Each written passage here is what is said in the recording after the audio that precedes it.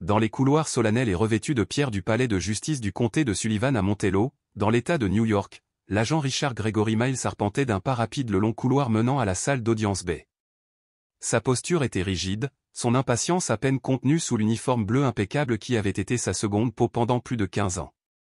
L'insigne poli épinglé sur sa poitrine brillait sous les lumières assourdies du plafond, un symbole de devoir et de lignée. Pour Miles, le maintien de l'ordre était une tradition familiale, héritée de la deuxième génération d'agents de police. Son père avait servi ces mêmes rues avec un honneur indéfectible, un héros local dont les récits légendaires avaient autrefois dépeint le maintien de l'ordre comme une noble vocation, une mission de toute une vie. Mais au fil du temps, ce sentiment originel de détermination s'était effiloché, mêlé au quotidien et au fardeau personnel. Le comportement de Miles était désormais teinté d'amertume, forgé par les longues nuits, le poids constant des mensualités hypothécaires, l'inquiétude constante face aux factures médicales croissantes de sa mère vieillissante et la tension incessante de la vie au sein de la police. Son ton brusque et ses jugements hâtifs trahissaient un homme endurci non seulement par les rues qu'il patrouillait, mais aussi par les combats intérieurs qu'il menait. Juste à l'extérieur de la salle d'audience, les néons clignotaient faiblement au-dessus des imposantes colonnes grecques qui se dressaient telles des sentinelles dans ce bastion de justice de petite ville. Les murmures des habitants flottaient dans l'air, conversations chuchotées sur des scandales politiques oubliés depuis longtemps, d'âpres litiges de garde d'enfants et des querelles de quartier latentes qui définissaient le tissu social complexe de la ville. Pour Miles, le dossier du jour n'était pas différent, une simple affaire d'agression banale à gérer, paperasse à remplir, témoignages à fournir, faits à réciter avec une précision maîtrisée. Il excellait dans ce domaine, documentant méticuleusement chaque détail, même si un fond de préjugés teintait subtilement certains de ses rapports. Dans un coin plus calme et discret du couloir animé se tenait Serena Cassie Clark. Vêtue d'un tailleur anthracite impeccablement coupé, les cheveux soigneusement coiffés en ondulations élégantes, elle observait le rythme du palais de justice d'un regard calme mais intensément perspicace. Non loin de là, la mère Patricia Melandé se penchait pour murmurer à Cassie ses dernières instructions. Pour l'instant, Cassie restait incognito, présentée seulement comme une consultante de haut niveau, alors qu'elle s'apprêtait à finaliser des formalités administratives cruciales. Quelques semaines plus tôt, les habitants de Manla étaient en effervescence face aux rumeurs de changements imminents à la tête de la police. Rares étaient ceux qui auraient pu deviner que cette étrangère, posée et sereine, allait bientôt faire tomber les barrières en devenant la première chef de police noire de la ville. Cassie était arrivée des grandes métropoles avec une vision claire, réformer le service par la police de proximité, des formations à la désescalade et un engagement en faveur d'une véritable responsabilisation. Dès ses premières impressions, elle aperçut l'isolement profond du service et les troubles latents causés par les plaintes récurrentes pour usage excessif de la force. Pourtant, là, au milieu de ces couloirs silencieux et de ces marches de marbre, Cassie attendait patiemment, prête à assumer un rôle qui allait bousculer des traditions bien ancrées et restaurer la fragile confiance entre les forces de l'ordre et le public. Alors que l'agent Gregory Miles s'approchait de la porte du tribunal, aucun d'eux ne pouvait prévoir à quel point leur vie et leur carrière allaient se croiser. Un officier au visage sévère montait la garde devant la lourde porte du tribunal. Ses cheveux blonds foncés coupés courts étaient sublimés par une épaisse moustache qui encadrait ses lèvres pincées. Ses yeux, constamment plissés, donnaient l'impression que chaque passant était un suspect potentiel. Jouant avec une pile de dossiers et jetant fréquemment un coup d'œil à sa montre, il exhalait un air tendu d'impatience et de détermination. À l'insu de Cassie, cet homme était l'officier Gregory Miles et le destin allait mêler leurs univers dans cette salle d'audience étouffante. Le claquement résonnant des chaussures cirées sur le sol en marbre annonçait l'arrivée des avocats, greffiers, témoins et accusés qui affluaient progressivement dans la salle d'audience B. Le rôle du jour était un mélange de petites créances et de délits, tandis que les bancs en bois craquaient sous le poids d'une foule presque pleine, impatiente d'assister au jugement. La juge Regina Walker, connue pour son attitude pragmatique et sa présence assurée, présidait fermement depuis son banc. Cassie s'installa discrètement dans un coin, observant le maire s'éclipser pour s'occuper des affaires municipales de dernière minute. Elle préférait apprendre par l'observation, désireuse de comprendre comment la justice était administrée ici. De l'autre côté de l'allée, Miles occupait le siège réservé aux officiers. Une bulle de vide l'entourait, comme si sa présence sévère maintenait les autres à une distance respectueuse. Il feuilletait ses notes sur une récente affaire d'agression avec une efficacité maîtrisée. Il s'agissait de deux adolescents surpris en train de se battre dans un parc. Lorsque Cassie s'approcha discrètement de lui, elle demanda « Puis-je m'asseoir ici ?» Miles leva les yeux, saluant brièvement sa grande silhouette posée d'un geste hésitant vers le banc, son attitude dédaigneuse presque palpable. Cassie accepta l'invitation subtile, se perchant au bord, remarquant sa posture tendue et l'irritation à peine contenue qui se lisait sur son visage. Après plusieurs affaires mineures, l'huissier appela le prochain témoin de l'État, Ethan Sanderson. Miles se leva, ajusta son uniforme et prit la parole à la barre avec assurance. Son témoignage était clair et sans équivoque. D'après son récit, Ethan était clairement l'agresseur, la bagarre avait laissé un garçon avec une côte meurtrie et l'autre avec le nez cassé. L'accusation acquiesça d'un signe de tête approbateur, considérant les déclarations de Miles comme des paroles d'évangile. Mais dès le début du contre-interrogatoire, des fissures apparurent. Des incohérences apparurent, et à chaque question pointue, la frustration de Miles grandissait. Ses yeux plissés se durcirent et sa mâchoire se crispa visiblement jusqu'à ce que le juge Walker intervienne, rétablissant l'ordre d'un ordre sévère. De retour à son siège, Miles fronça les sourcils, convaincu qu'une simple arrestation équivalait à une culpabilité. À peine cette affaire terminée, une autre fut appelée, une plainte très médiatisée pour mauvaise conduite policière, déposée par un militant local, confirmait les soupçons de Cassie sur les problèmes du service. En examinant le rapport d'incident, Cassie reconnut l'agent impliqué, Gregory Miles. Le regard d'acier du juge Walker témoigna de la gravité de l'affaire qui se déroulait dans la salle d'audience B. Jasmine Bennett, une militante bien connue, le bras en écharpe, a témoigné calmement. Elle a relaté une manifestation pacifique réclamant une surveillance policière renforcée aux manifestations qui s'était terminée par un plaquage sans sommation, lui causant une douloureuse blessure à l'épaule. Miles s'est levé pour témoigner en réponse, dressant un tableau différent. Bennett, a-t-il déclaré, avait proféré des injures, refusé de se disperser et représenté une menace pour la sécurité publique. Selon lui, la force utilisée était strictement nécessaire. Lors du contre-interrogatoire, l'avocat de Bennett a produit une vidéo accablante prise avec son téléphone portable, la montrant debout, calme, scandant des slogans pacifiques, avant d'être soudainement violemment jeté à terre.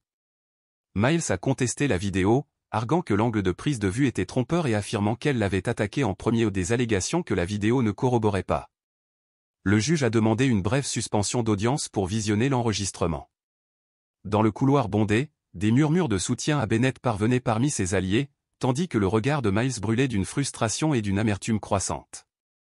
Cassie, absorbant chaque détail avec une conscience aiguë, comprenait la profondeur des problèmes profonds du département, alors même qu'elle s'apprêtait à le mener vers une réforme. À la reprise des audiences, le juge Walker a estimé que les preuves jetaient un sérieux doute sur le récit de Miles et a ordonné la libération de Bennett sous sa propre responsabilité dans l'attente d'une enquête interne.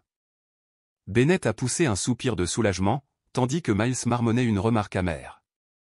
À la fin de l'audience, Miles s'est précipité vers Bennett, d'une voix basse et menaçante, sifflant que le combat était loin d'être terminé et laissant entendre qu'une véritable réforme exigerait bien plus que des décisions judiciaires. Jasmine a reculé, mais a tenu bon. Avant qu'elle puisse répondre, le regard de Miles s'est fixé sur Cassie, qui s'était levée pour intervenir. Pour lui, elle n'était qu'une simple civile s'ingérant dans les affaires de la police, et il a rapidement écarté sa présence. Ni Cassie ni Miles ne pouvaient encore prévoir l'évolution radicale de leur relation dans les heures à venir. Cassie allait bientôt prêter serment comme nouvelle chef de la police de Montello, et leur prochaine rencontre ne se ferait pas en tant qu'inconnue, mais en tant que supérieure et subordonnée, engagée dans une lutte acharnée pour l'âme et l'avenir du département. Les échos des débats de la matinée résonnaient profondément dans l'esprit de tous. La nouvelle se répandit rapidement que la crédibilité de l'agent Miles avait été sérieusement ébranlée, suscitant de nouvelles interrogations sur les pratiques et la culture du service de police. Dans un coin tranquille du hall, la mère Patricia Melandé prit Cassie à part.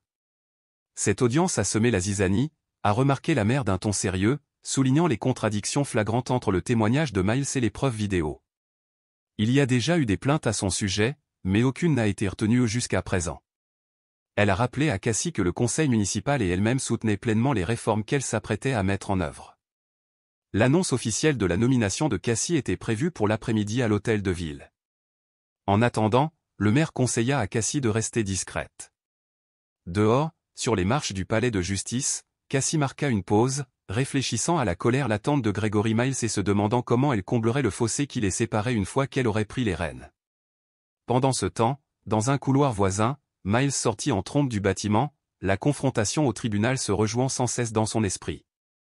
Journalistes, militants et critiques l'envahissaient dans la rue, Jasmine Bennett y compris, tous réclamant des commentaires. Il ignora leurs appels, grimpa dans sa voiture de patrouille et laissa le rugissement du moteur couvrir le chaos et sa propre frustration latente. Tandis que le véhicule de patrouille filait à toute allure dans les rues principales de Montello, passant devant des restaurants chaleureux, des antiquaires et un cinéma éclairé au néon, Miles songea amèrement au moment où les valeurs traditionnelles chères à la ville avaient commencé à entrer en conflit si profond avec ce qu'il considérait comme le véritable travail de police. Marmonnant à voix basse à propos des étrangers et des âmes sensibles qui ne comprenaient pas les exigences du travail, il se prépara à l'inévitable évaluation interne. 15 années de bons et loyaux services, pensait-il, seraient suffisantes pour affronter toutes les tempêtes à venir. Pendant ce temps, à l'hôtel de ville, la lumière du soleil de l'après-midi entrait par les hautes fenêtres, projetant de longs rayons sur les rangées de chaises soigneusement disposées pour une conférence de presse à 14 heures. Une foule modeste s'était rassemblée, aux journalistes, responsables associatifs, citoyens curieux et policiers en uniforme attendant tous l'annonce qui ouvrirait un nouveau chapitre de l'histoire de la police de Montello. À 13h59 précise, les portes de la salle s'ouvrirent et Serena Clark entra, entourée de la maire Patricia Melandé et de 2 membres du conseil municipal. Sa seule présence attirait l'attention, vêtue d'un uniforme gris anthracite avec un badge doré étincelant reflétant la lumière du plafond, elle dégageait une autorité discrète. Les conversations se réduisirent à des murmures. Certains l'ont immédiatement reconnu, son nom avait fait la une des journaux pour avoir défendu des réformes progressistes de la police. D'autres, peu au courant des détails, ont néanmoins été frappés par son sang-froid et son leadership indéniable. Au dernier rang, Gregory Miles, l'actuel chef de car de la station, s'appuyait contre le mur, les bras croisés, l'air renfrogné. Sa présence n'était pas volontaire, ses supérieurs lui avaient ordonné de se présenter, malgré les traces de mauvais goût qui subsistaient encore d'une récente débâcle judiciaire. Pour lui, ce n'était qu'une nouvelle scène politique. Enfin, jusqu'à ce que le maire prenne la parole. C'est avec une grande fierté, a annoncé Melandé, que je vous présente le nouveau chef de la police de Montla, le chef Serena Clark. Gregory releva brusquement la tête. La grande femme qui s'approchait du micro était la même qu'il avait frôlée dans le couloir du tribunal, majestueuse, posée, inconnue, et pourtant instantanément inoubliable. Un frisson lui parcourut l'échine. La confusion se transforma en incrédulité. Puis vint quelque chose de plus glacial, l'effroi. Lorsque Serena Ocassi, pour ceux qui la connaissaient, a commencé à parler, ses paroles étaient posées. Elle ne promettait ni miracle ni solution facile.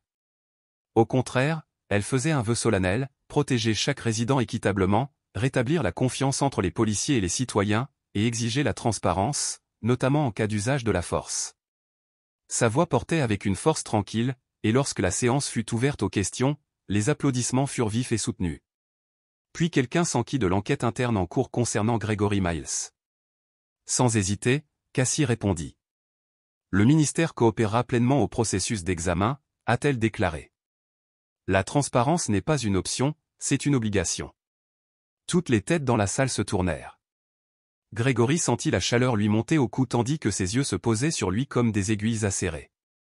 Son pouls s'accéléra. Il réalisa avec amertume que cette femme, sa future supérieure, l'avait déjà vu au plus bas. L'attention de la salle s'attarda, et avec elle une humiliation inhabituelle et brûlante. Il se hérissa, les épaules raides, la mâchoire serrée. À la fin de la conférence de presse, Cassie se fraya un chemin à travers la foule, échangeant des poignées de main avec les dirigeants de la communauté, le clergé local et les membres du conseil. Elle finit par atteindre le fond de la salle, où Gregory se tenait à moitié tourné, comme prêt à s'enfuir. Elle lui tendit la main avec un sourire posé et professionnel. « Enchanté de vous rencontrer, agent Miles. J'ai hâte de travailler ensemble. » Gregory fixait sa main, le visage indéchiffrable. Après un long silence, il la secoua brièvement et fermement avant de marmonner quelque chose d'inaudible et de s'éclipser. Cassie le regarda partir, le regard fixe. Les hommes comme lui s'accrochaient aux hiérarchies traditionnelles, s'irritaient des réformes et considéraient l'autorité comme quelque chose qui s'exerce, et non comme quelque chose qui se partage ou se mérite. Une faille s'était ouverte au sein du département de Montla, et Cassie savait qu'il faudrait plus que des discours pour la réparer. Mais elle était prête à reconstruire, brique par brique, politique par politique. Le lendemain matin, juste avant le lever du soleil, Cassie arriva au vieux quartier général en briques, le cœur battant la chamade. Elle fut accueillie par les hochements de tête de quelques agents matinaux, l'air réservé mais poli. La nouvelle s'était vite répandue, la première femme noire à diriger la police de Montla avait officiellement pris ses fonctions. Son bureau sentait vaguement le café rassis et le papier. Des piles de notes négligées et de plaintes non résolues encombraient le bureau. Elle retroussa ses manches et se mit au travail, triant le retard avec une détermination méthodique. À 7 heures du matin, elle a dirigé son premier briefing quotidien dans la salle exiguë de l'escouade. « Je ne vais pas vous édulcorer », commença-t-elle en scrutant la salle. « Le changement peut être inconfortable. Mais je ne suis pas là pour l'imposer seul, je suis là pour travailler avec vous. » Elle a mis en place des mesures immédiates, une formation complète à la désescalade, un examen rigoureux des politiques de recours à la force et un renforcement des actions de sensibilisation auprès de la population. Lorsqu'on lui a posé des questions sur la supervision par des tiers, elle a assuré que des comités internes et des experts externes seraient impliqués. La plupart des officiers écoutaient en silence, leurs expressions difficiles à déchiffrer. Mais Gregory Miles était assis dans un coin, les bras croisés, les yeux plissés par le scepticisme. Lorsqu'il répondit, ses mots furent secs, son ton neutre. Plus tard dans la journée, Cassie passait devant les vestiaires lorsque des éclats de voix l'arrêtèrent net. Elle s'approcha. « Vous avez arrêté ce gamin juste parce qu'il portait un sweat à capuche ?» La voix de l'agent Xavier Thompson résonna dans le couloir. Il correspondait à la description, rétorqua Gregory, hérissé. « Ne faites pas de ça quelque chose qui ne l'est pas. On est censé se fier aux faits, pas à l'instinct. C'est comme ça que les gens sont blessés. » Cassie intervint d'une voix calme mais ferme. « Messieurs. Que se passe-t-il ici ?» Gregory lui fit signe de partir. « Juste un désaccord.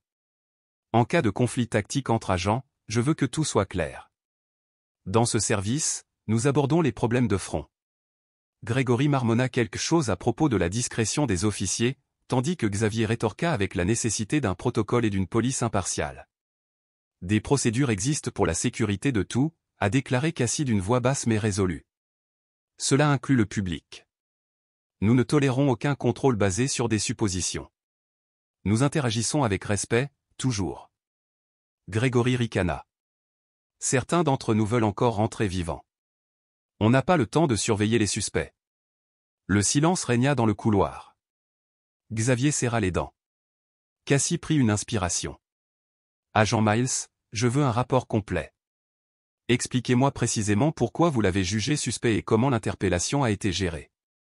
Agent Thompson, faites de même, de votre point de vue. » Gregory lui lança un regard noir. « Tu veux vraiment nous faire perdre notre temps avec de la paperasse ?» Cassie ne broncha pas, « Oui. Si l'interpellation était justifiée, les documents le prouveront. » Grognant, Gregory se dirigea d'un pas lourd vers le bureau administratif. Xavier adressa un signe de tête reconnaissant à Cassie. « Merci, chef.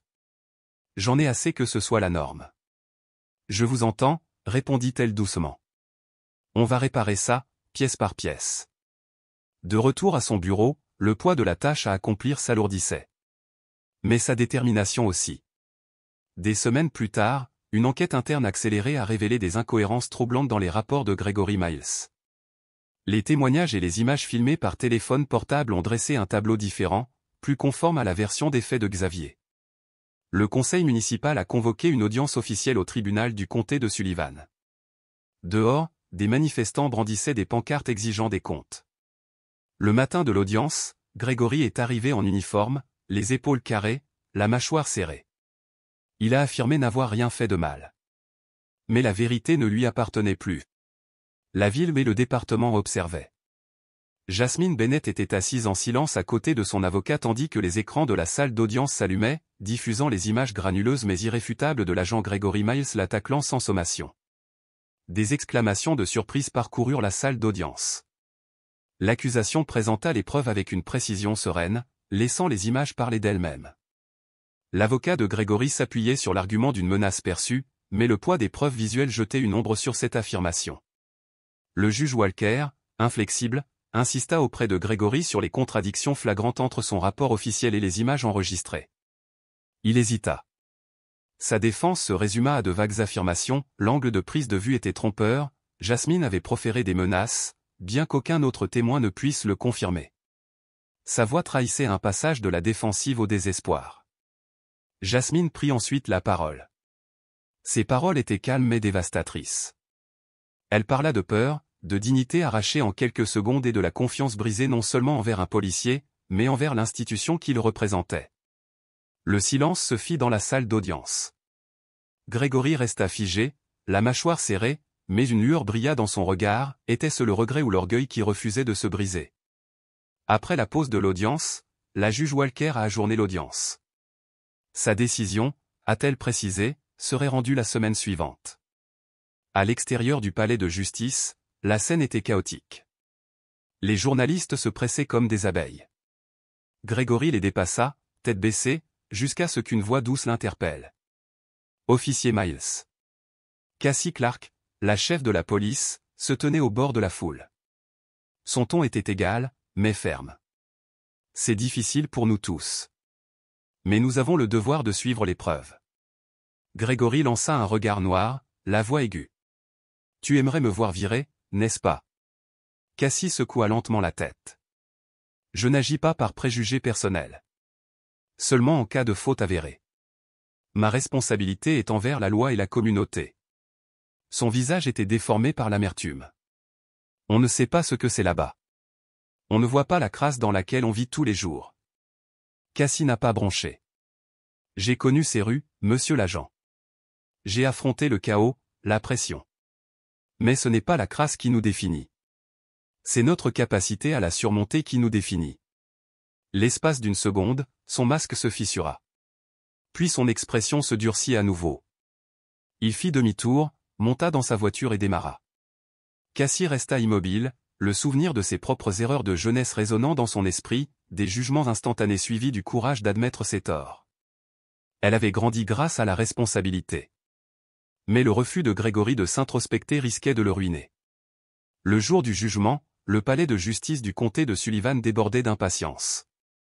Jasmine était assise parmi ses partisans, un espoir discret se lisant sur leur visage. Grégory était entouré de sa famille et d'agents en congé. Cassie, en uniforme, s'est glissée au dernier rang, présente non pas pour interférer, mais pour témoigner. À 10 heures précises, la juge Walker est entrée.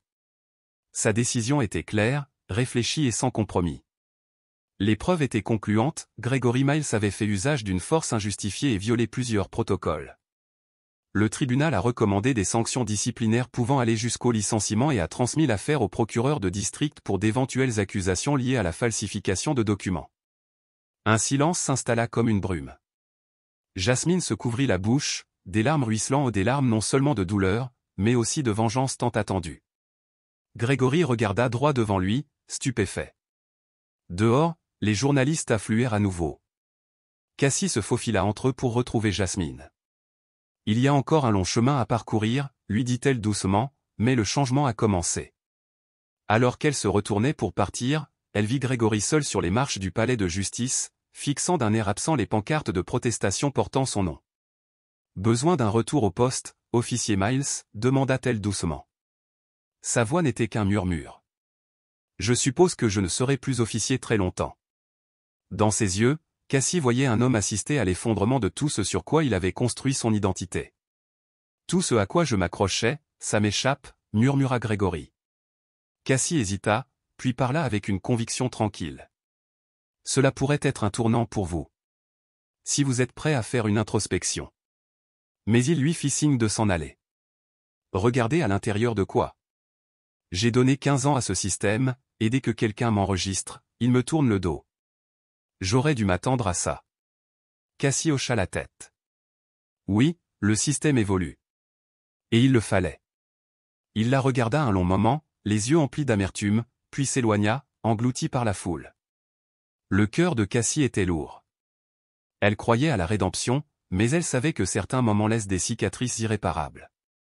Avec des accusations en cours et une carrière en ruine, Grégory Miles n'avait personne d'autre à blâmer que lui-même. Cassie expira profondément, s'avançant dans la fine bruine qui commençait à tomber, telle une pluie purificatrice. Elle pensa à Montello, une ville au bord de la transformation. La vieille garde s'effaçait, et chaque décision fondée sur la justice pouvait à nouveau inspirer la confiance. Ce jour-là marqua une étape importante dans sa prise de responsabilité. Mais le chemin était loin d'être terminé. Pourtant, pour la première fois depuis longtemps, elle ressentit un réel espoir. Sous sa direction, l'application de la loi à Montello a commencé à évoluer. Les programmes de police de proximité se sont développés. Les réunions publiques ont favorisé le dialogue entre citoyens et policiers. La transparence n'était plus une aspiration, mais une politique. Face à la résistance, le progrès a fleuri. Un mois plus tard, le scandale né d'un simple deepfake a dégénéré en une réforme nationale. Le ministère de la Justice et le FBI ont lancé un groupe de travail conjoint sur l'analyse audio. Le Pentagone a déployé une formation obligatoire à la détection des deepfakes dans toutes ses branches. L'expérience douloureuse du colonel Brox est devenue un cri de ralliement. Des associations d'anciens combattants ont invoqué son courage pour réclamer un renforcement de la protection des lanceurs d'alerte. Des coalitions populaires ont vu le jour dans tous les États, exigeant une surveillance non seulement des services de police, mais aussi des élus. Le sénateur Hunter, autrefois provocateur, faisait désormais l'objet d'une enquête éthique officielle. Son injonction concernant les droits des États s'est évanouie sous la pression juridique. Pendant ce temps, à Fort Leonard Wood, la bourse Brox pour l'intégrité et l'action lançait sa première cohorte, associant des mentors à de jeunes officiers pour leur inculquer courage et honnêteté dès le premier jour. 6 mois après l'embuscade qui a failli lui coûter la vie, le mouvement suscité a transformé les institutions. Le groupe de travail du ministère de la Justice a désormais résolu les litiges audio en 24 heures. Le Congrès a adopté une loi bipartite renforçant la protection des personnes en uniforme qui disent la vérité. Le sénateur Hunter a perdu ses sièges au sein des commissions et son influence politique. Dans son État, les électeurs ont élu un shérif réformateur, favorable à un contrôle civil dans chaque circonscription. Les médias l'ont surnommé « l'effet Brox ». Cassie a vu son impact se propager à Montello. Des citoyens ont formé des sections « Truth Watch ». Les policiers ont commencé à s'exprimer, n'ayant plus peur. Et dans chaque nouvelle recrue, elle voyait une lueur d'avenir.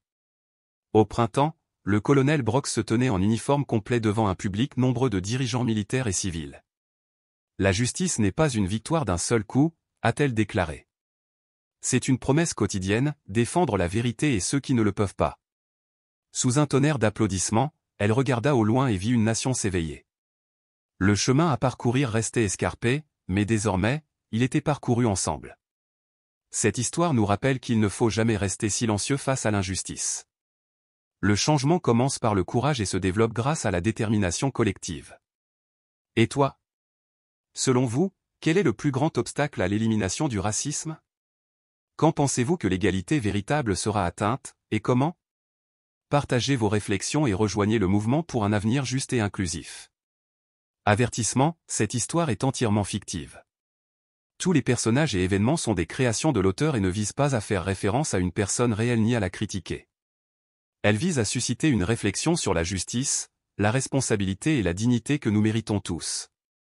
Nous nous opposons fermement à toute forme de violence, de préjugés et d'injustice.